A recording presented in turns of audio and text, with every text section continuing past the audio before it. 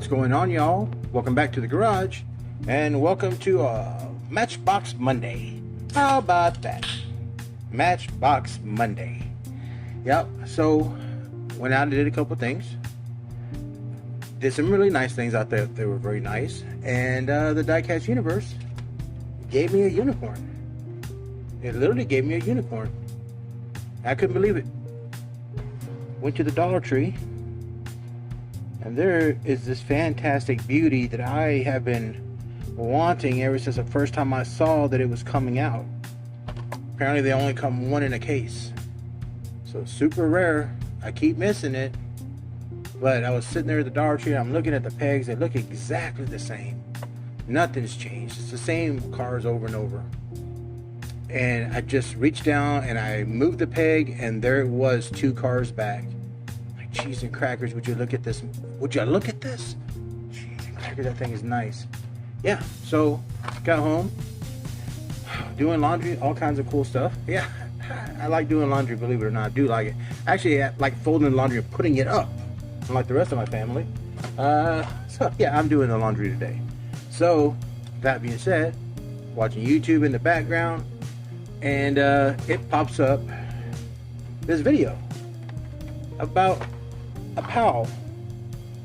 And I remember seeing this truck recently. I went straight to that tote and opened it up. Sure enough, I have one. Pretty unique vehicle, man.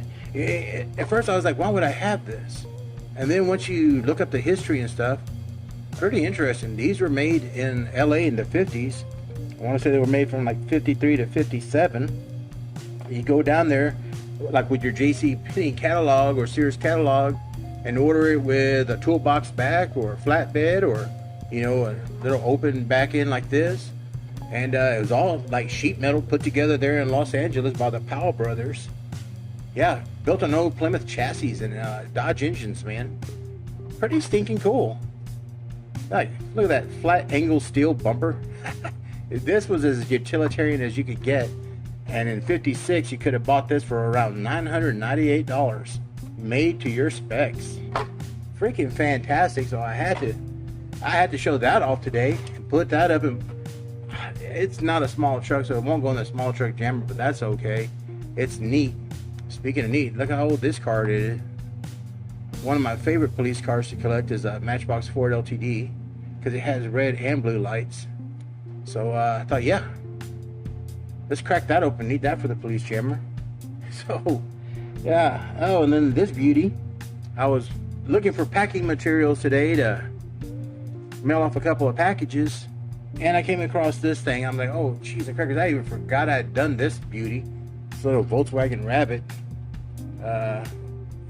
Yeah, it had some really crappy decals sold to me on eBay. They were only work on white, so I did silver, and they still look like poop. So I just pooped up the car. It's literally, I mean, it's got a surfboard and stuff in the back, so it's like a skater boy's car.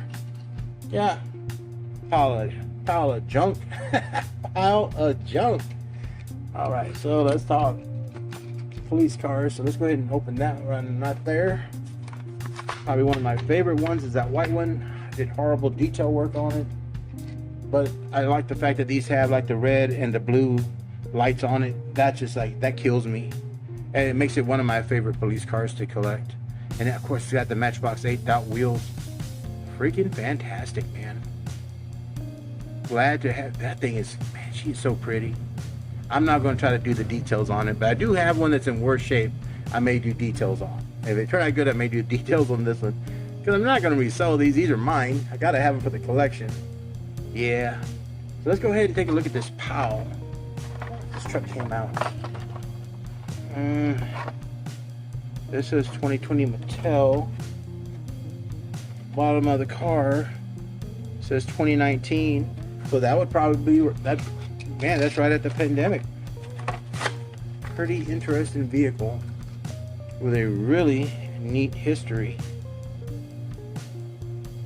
You can just see the quality in that build. I bet you those things are tough as nails, man.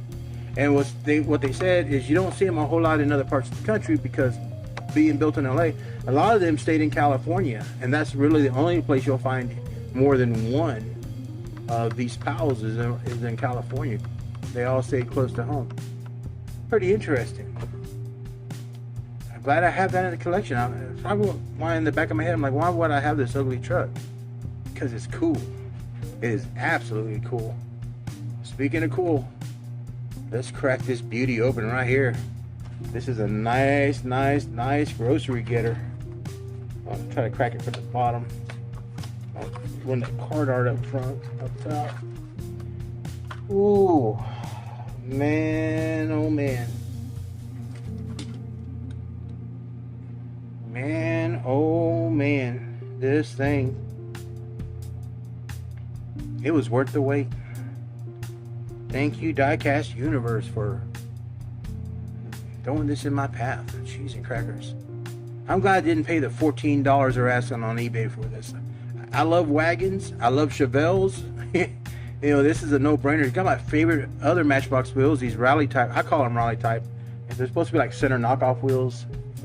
But, man, they look so right on this car. Ooh, man. And again, if you're into collecting cars on card, look at that card art, son. Wow. Yeah, so been a pretty productive day. I've got 3 cars out there clearing on the helping hands. My wife happened to be pulling up, and I said, hey babe, check these out. And she was like, oh my god, yeah. I said, and they don't show up on camera. That is so sad. But that being said, thanks for stopping by the garage on Matchbox Monday. As always, y'all be safe, be well, and be kind. Always be kind. Till the next time at the garage, I'll see you later, grease monkeys.